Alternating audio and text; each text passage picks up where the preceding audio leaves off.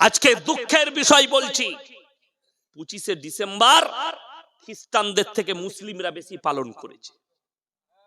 আপনি কিছুই জানেন না। আমি গত পরশু মালদা ডিস্ট্রিক্টে ছিলাম, রাত 11:30টায় জলসা শেষ করেছে। আমি মালদা ডিস্ট্রিক্টে আমার গাড়ি ছেড়েছে, নিয়ে আসছি। মালদা টাউনে মুসলিমদের ড্যান্স দেখলে বোম ফাটিয়ে আপনি অবাক হবেন। 1 জানুয়ারি পালন করছে, রাত্রি 12টা বেজেছে। আর 10 মিনিট যদি আমার গাড়িটা দাঁড়িয়ে থাকতো, আমার ট্রেন ছেড়ে যেত। আমি সকালবেলায় কলকাতায় নেমেছি, চিতপুরে রাত্রে 12টা 10-এ গাড়ি চেপেছি। আর 10 মিনিট লেট হলে আমার গাড়িটা ছাড়া যেত। তারা এমন ভাবে ড্যান্স করছে। বেচারা ড্রাইভার বললে, ভাই ট্রেনের টাইম হয়ে যাচ্ছে, একটু সাইড দেন। মুসলিমদের যুবক, সে যখন দেখলে এটা মৌলী সাহেব, তখন গাড়িটা সাইড দিল। সব মদ্যপ অবস্থায় মুসলিমরা।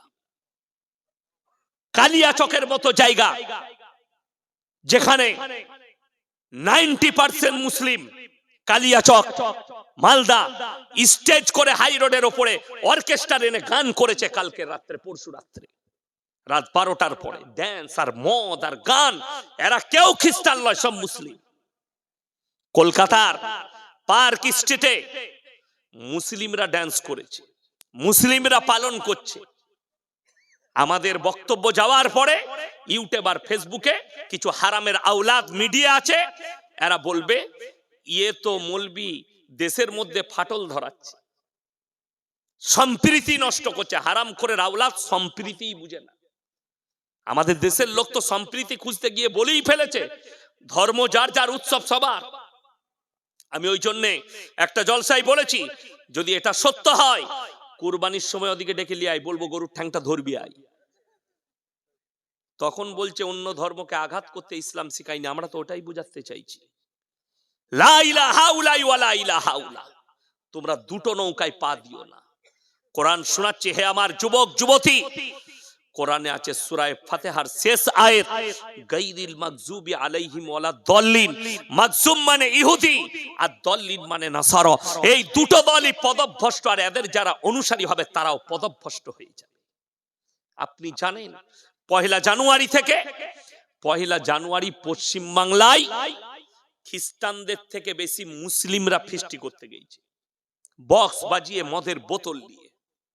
তাদের বাবা মারা পয়সা দিয়েছে, গাড়ি ভাড়া করে যাচ্ছে, অথচ তারা এসে দাবি করবে আমরা খাঁটি মুসলমান। আপনি নিজেকে মুসলমান বলে দাবি করেন? কে বলল আপনাকে গরুর মাংস খেলে মুসলমান হওয়া যায়, মুসলিম ঘরে জন্ম নিলে মুসলমান হওয়া যায়? কে বলল আপনাকে? ভাই, যদি মুসলমান ঘরে জন্ম নিলে মুসলমান হওয়া যায়, বাগুই আটিতে এক হারামের আওলাদ আছে, যার নাম নাজিয়া ইলাহি খান। প্রতিনিয়ত ইসলামকে গালি দিচ্ছে, আল্লাহকে গালি দিচ্ছে, রসুলকে গালি দিচ্ছে, কোরআনকে গালি দিচ্ছে, কিন্তু মুসলমান ঘরে জন্ম নিয়েছে। তসলিমা নাসরিন মুসলিম ঘরের মেয়ে না অমুসলিম? মুসলিম। তাকে মুসলমান বলা যাবে বাবা? যে মুসলমান ভাববে তার ঈমান চলে যাবে। সালমান খান মুসলমান ঘরের ছেলে না অমুসলিম? মুসলমান।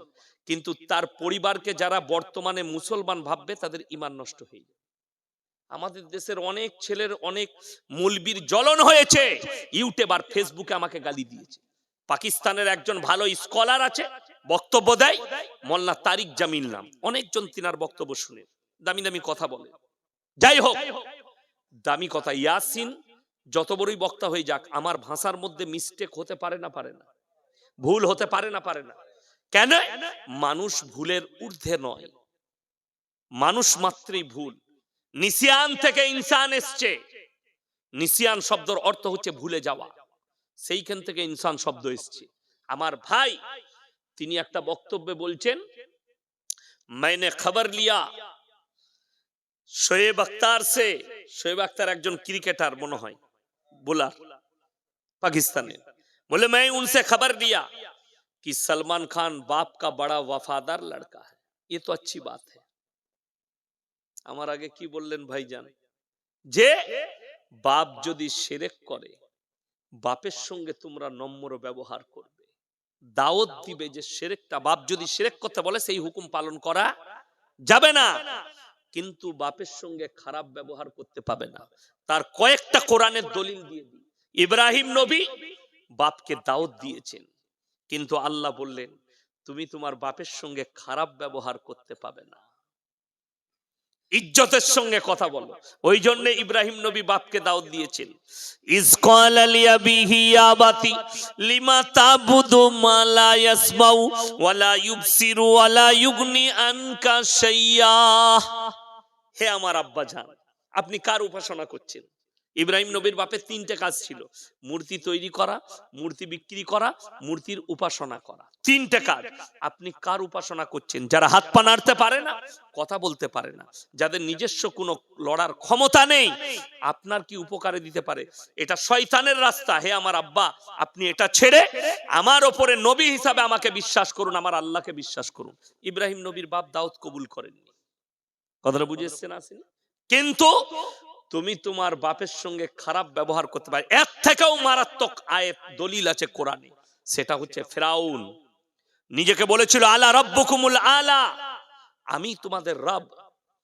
মুসা নবীকে আল্লাহ যেদিনে নবুয়ত দান করলেন আর তার ভাই হারুনকে দাওয়াত দিতে যাও, কাকে?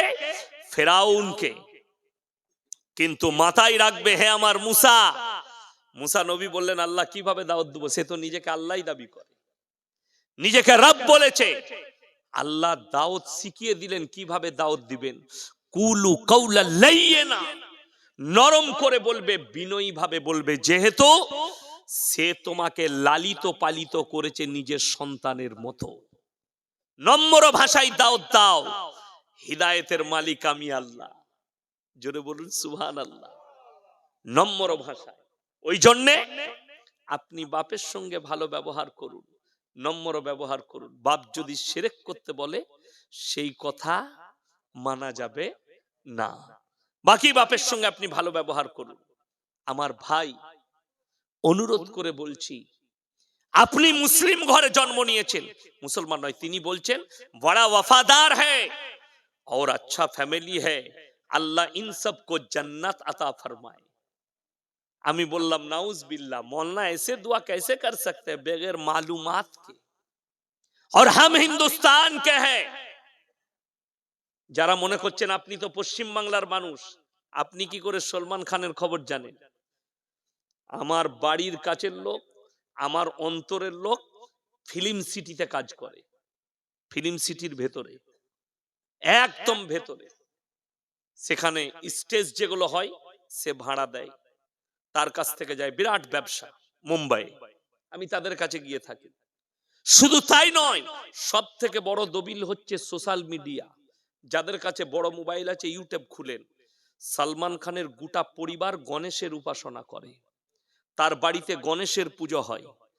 আল্লাহর কসম করে বলে যাচ্ছি, কোরআনের দলিল দেবো আপনাদিকে, কেউ যদি মুশরিক হয়ে মারা যায় তার লেগে দোয়া করতে পাবে না। বেঈমান কাফের মুশরিকের জন্য দোয়া করা যাবে না। আমার নবী জনাবে মুহাম্মদুর রাসূলুল্লাহ, সকলে বলুন সাল্লাল্লাহু আলাইহি সাল্লাম, তার দলিলটা শুনেলেন।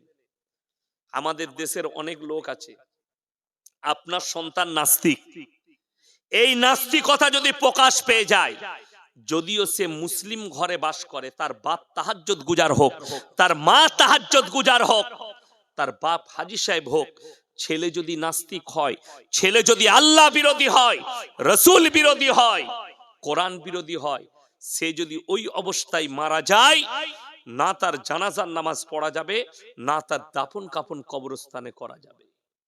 এটা শরীয়ত বলছি। কি করবেন? কুকুরকে খাইয়ে দেন, নদীর কিনারায় ফেলে দিয়ে আসুন, নাহলে কোথাও গিয়ে পুঁতে দেন, কবরস্থানে দাফন করা যাবে না। তার জানাজা যদি কোনো মৌলবি পড়ায়, জেনে শুনে কিয়ামতের দিনে আল্লাহর কাছে হিসেব দিয়ে উদ্ধার হতে পারবে না, আল্লাহ আটকাবেন। শুনেলেন দলিল। আল্লাহর হাবিব সাল্লাল্লাহু আলাইহি সাল্লামের কাছে একজন এসে বললেন, ইয়া রাসূলুল্লাহ, আপনার চাচা যান যেন মৃত্যু শয্যায় শুয়ে আছে, মারা যাবেন। নবীজি ছুটলেন, হে আমার চাচা, হাতটা ধরে বললেন, আপনি একবার খালি কলমাটা পড়ে নিন, আমি আল্লাহর কাছে আপনার জন্য কেঁদে কেঁদে ক্ষমা চাই। নবীজি সাল্লাল্লাহু আলাইহি সাল্লামের চাচা যান উত্তর দিলেন, হে আমার ভাইপো, আমি যদি বার্ধক্যে কলমা পড়ি, লোকে বলবে মৃত্যু ভয়ে কলমা পড়েছে, অর্থাৎ আমি কলমা পড়তে পারবো না। নবীজির চোখ দিয়ে পানি এলো, রাসূলের চোখে পানি। নবীজির চাচা যান চলে গেলেন। এরপরে নবীজি আল্লাহকে বললেন, আল্লাহ তুমি আমাকে যতদিন না নিষেধ করবে আমি আমার চাচার জন্য কেঁদে কেঁদে আপনার কাছে ক্ষমা চাইব। নবীজি ক্ষমা চাইছেন নিজের চাচার জন্য আল্লাহর কাছে, আল্লাহ আমার চাচাকে ক্ষমা করে দাও। কেন? যতদিন তিনি বেঁচে ছিলেন বলেছিলেন, শোনো হে আমার ভাইপো মুহাম্মদ, তুমি ইসলামের প্রচার করো, আমি বেঁচে থাকতে তোমার শরীরে কেউ হাত লাগাতে পারবে না।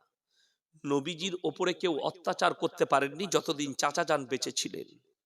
যতদিন নবীজি সাল্লাল্লাহু আলাইহি সাল্লাম কাঁদছেন, আল্লাহ আমার চাচাকে ক্ষমা করে দাও। আল্লাহ রাব্বুল আলামিন জিবরিল আমিনকে পাঠালেন, যাও আমার রাসূলের কাছে কোরআন নিয়ে। আল্লাহ ওই জায়গায় দুজনকে নসিহত করলেন, এক তো নবীকে এবং মুমিনকে। মা কানা লিন নবী ওয়াল্লাযিনা আমানু আন ইস্তাগফিরু লিল মুশরিকিন ওয়ালাউ কানু উলি কুরবা। নবী এবং মুমিনরা শোনো, যারা মুশরিক হয়ে বেঈমান কাফের হয়ে মারা গেছে তাদের জন্য দোয়া করতে পাবে না যদিও তারা তোমাদের নিকটতম আত্মীয় হয়। নবীজির দোয়া বন্ধ হয়ে গেল, চাচার জন্য দোয়া করতে আল্লাহ নিষেধ করলেন। এরপরেও আপনি বলছেন আপনার ছেলে মদের ভাটিতে জীবন কাটিয়ে হুজুরকে দাওয়াত দিয়ে পরোটা খাইয়ে দেশি মুরগি খাইয়ে জান্নাতে পাঠাবেন। তোমার হুজুর মার খাবে, তুমি তো খাবেই খাবে। এটা লিখে নিয়ে যাও। তুমি এইভাবে জান্নাতে যেতে চাও, ওই জন্য নামাজ পড়ে না লোকে, ওই জন্য রোজা রাখে না। আমার ভাই বাংলাদেশে জানেন তো একজন বক্তব্য দিচ্ছে, বলছে ভাইয়েরা,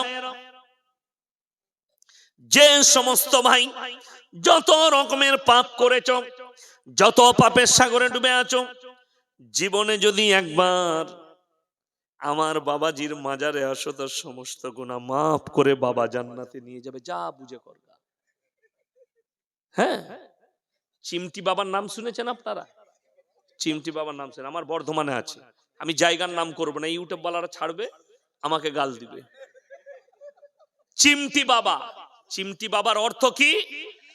সে বছরে একবার বসে, তার ওরস হয়, তার কাছে যেই যাবে চিমটি মেরে গুনাহ তুলে নেয়।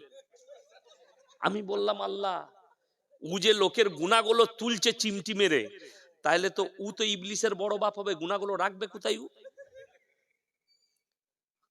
শুধু ওইটা লয়, সে আবার নামাজ কন্টেকে নেয়। নামাজ কন্টেক জানেন না? ও আল্লাহ, নামাজ কন্টেক মারাত্মক জিনিস। বললে তোদের নামাজ পড়ার দরকার নাই, ওরসে আসবি, আমাকে 5,000 টাকা দিবি, 1 বছরের নামাজ পড়ে দেবো। আমি খালি চিন্তা করি যে মাল নামাজ পড়বে কখন? 1000 লোক যদি ওরসে এসে 1000 লোক পয়সা দেয়, তার নামাজ সে পড়তে পারবে? তাকে পাইকিরি নামাজ পড়তে হবে। আল্লাহ আসরের নামাজের নিয়ত করছি, সমস্ত মুরিদানদের আসরের নামাজের নিয়ত আল্লাহ আকবার, একবারে 1000 লোকের নিয়ত করতে হবে। হবে না? হবে না। তা ইমাল আর জান্নাত পাবে? আমি যদি মিথ্যা বলে থাকি, আমার আব্বাজির ফোন নম্বর যার কাছে আছে ফোন করবেন। বাপ বেটা এক স্টেজে ছিলাম আজ থেকে 5 বছর আগে বর্ধমান জেলায়। মসজিদের ভেতরে মাগরিবের নামাজ হচ্ছে, মাগরিবের পাশে মসজিদের পাশে শেওড়া গাছ, শেওড়া গাছতলায় হুজুর বসে তাবিজ লিখছে। হুজুর মাগরিবের নামাজ পড়েনি। আমি ইমামকে জিজ্ঞেস করলাম যে হুজুর সাহেব নামাজ পড়বে না? বলছে না, হুজুরের নামাজ মুখস্থ। কি বলে? বাতিনি পড়ে। আপনারা জাহিরি পড়ছেন, উনি বাতিনি পড়ে। আমি বললাম আজকে জলসায় ওই ঝামেলাই করব। তো আমি যখন শুরু করেছি, কমিটির ছেলে এসে বললে হুজুর ঝামেলা হবে, অন্য লাইনের কথা বলুন। এমন তাহলে আমি এরপর নিয়ে এসো, 2-4টা মেয়েকে সাজিয়ে নিয়ে এসো, ড্যান্স করি। এই কথা যখন বলতে পারবো না।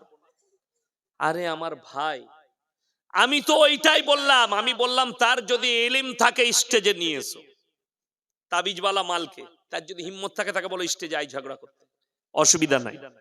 সে এলে তো পেছন থেকে গালি দেওয়া অনেক সহজ, সামনে এসে একবার ভিড়ে দেখো, তবে বুঝতে পারবে। আমার ভাই, কষ্টটা ওই জায়গায়।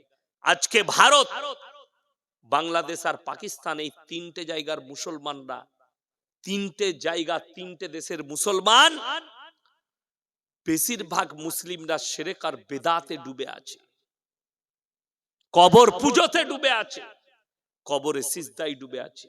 আমি একটা জলসায় বলেছি, আপনাদের এই 24 পরগনায় পাবেন, কলকাতায় পাবেন।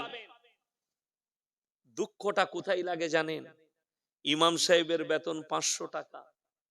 আপনি সকালবেলায় শিয়ালদা স্টেশনে যান, নামেন, গেট থেকে বেরিয়ে দেখতে পাবেন। আমি সেদিনে কলকাতা চিতপুরে নামলাম, যখনই বেরিয়ে এলাম, উলার গাড়ি বুক করেছি, যাব কলকাতা আপনার এয়ারপোর্ট, গেটের বাইরে দেখছি হারামখোর বসে আছে, মাথায় তেল লাগিয়ে একটা ছিঁড়া চট বিছিয়ে বসে আছে। কি করছে? ফালনামা খুলেছে আর একটা অ্যাটার্চি, অ্যাটার্চিতে খালি আংটির পাথর, আংটির পাথরগুলো আছে লাল, নীল, কালো, ব্লু ইত্যাদি, হলুদ, বিভিন্ন কোয়ালিটির। আর সে বসে আছে ছিঁড়া চটে, একটা চট বিছিয়েছে, ছিঁড়া পাড়া চট, সেখানে বসে আছে। সামনে একটা গোল পাড়া চাকতি নামাইছে, সে এখন লোকের ভবিষ্যৎ দেখে। আর যারা 50,000 1 লাখ টাকা পায়, হাত দেখাচ্ছে, দেখো দেখিনি আমারটা, ওরে বাপরে বিরাট গোলমাল তো, তোমার ভাগ্যটা খারাপ যাচ্ছে, প্রমোশন আটকে আছে। ই দেখলে আমার প্রমোশন তো আটকে আছে আর ভাগ্যটা একটু খারাপই যাচ্ছে। খারাপ মানে বইয়ের সাথে রোজ ঝগড়া, কি বুঝলেন? বইয়ের সাথে ঝগড়া। মৌলবিদিকে জিজ্ঞেস করুন দেখিনি আমাদের বইয়ের সাথে ঝগড়া হয়নি কি? রেকর্ডিং ছেড়ে দিলে আমার বউ শুনতে পাবে। আমার বউকে এত বলি বাপের ঘর যাও, বলেন না মুটেই যাব না। মৌলবিদের বউরা বাপের ঘর যেতে পাই না কেন? আমরা বেরুবার সময় কপালে চুমু খাই, ঢুকে কপালে চুমু খাই। আর আপনি যখন বাজারে বেরিয়ে যান, মাস্টার এনে রাখবি, আসছি, বেরিয়ে গেল, ঠিক না বউ? তো তোমার বউ তো তোমার লেগে ঝাঁটা এমনি রেডি করবে। আর আমাদের বউরা ভালোবাসে। এই জিজ্ঞেস করুন, ভাই বলতে পারছে না, আমি বলে দিই, একটু আমার ঠোঁট কাটা, বড় কষ্ট লাগে, দুঃখ লাগে। আমার ভাই বেঈমান, যারা হাত দেখাবে জ্যোতিষীকে, সঙ্গে সঙ্গে ঈমান নষ্ট হয়ে যাবে। ভবিষ্যতের মালিক কে? ভবিষ্যৎ কে জানেন? গায়েব কে জানেন? আল্লাহ। আপনি যে হারামখোরকে হাত দেখাচ্ছেন, ও নিজে জানে না কবে মরবে। ঠিক বললাম না ভুল বললাম? সে বলছে এই আংটির পাথরটা নিয়ে যাও, তোমার ভাগ্য ফিরে যাবে। কিন্তু কেউ বলতে পারছে না যে ওই ভাগ্যের পাথরটার আংটিটা তু লাগা, কাল থেকে মমতা খালার পাশে থাকবি। তু কেন হারামখোর ছিঁড়া চটে বসে আছিস? যাকে ভাগ্যর পাথর দিচ্ছে তার বেতন 50,000, যে দিচ্ছে সে দুটো পাথর বিক্রি হলে কি খেতে পায়? 3টে পরোটা, আনলিমিটেড তরকারি, একটা ডিম, এক টুকরো কাঁচা পেঁয়াজ। হারামখোর ওই পরোটা খায়। আর আমরা কি খাই? যে 50,000 বেতন পায়, সে তার অফিসে গিয়ে বলছে এই চা নিয়ে আয়, আনছি স্যার, টেবিলে এসে কাপটা হাতে ধরিয়ে দেয়। ঠিক বললাম না ভুল বললাম? কর্মচারী। তাইলে ভাগ্য কার খারাপ? আমাদের দেশে। আমাকে যদি বলেন হুজুর ব্যবসা খারাপ যাচ্ছে, আপনি রোজ 50,000 ইনকাম করেন, আর ইমামকে এসে বলছে হুজুর একটা তাবিজ দেন, ইমামের বেতন 6,000 আর আপনার রোজ 50,000, আমার তাবিজে যদি তোমার ব্যবসায় বরকত হবে, তো তুই বড় লোক হবি কেন? তো হুজুর আগে হবে। কথাটা বুঝতে পেরেছেন না পারেননি? তাবিজ যদি আমার কাছে থাকে, আচ্ছা এরকম বুকা লোক কেউ আছে যে লোককে বড় লোক করবে, নিজে গরিব থাকবে পৃথিবীতে? নাই। বুঝাবে কে? দুঃখটা ওই জায়গায়, বড় কষ্ট লাগে। বরকতের তাবিজ হুজুরের কাছে চাইছে, হুজুরের বেতন 5,000 আর সে রোজ ইনকাম করে 50,000। দুঃখটা ওই জায়গায়।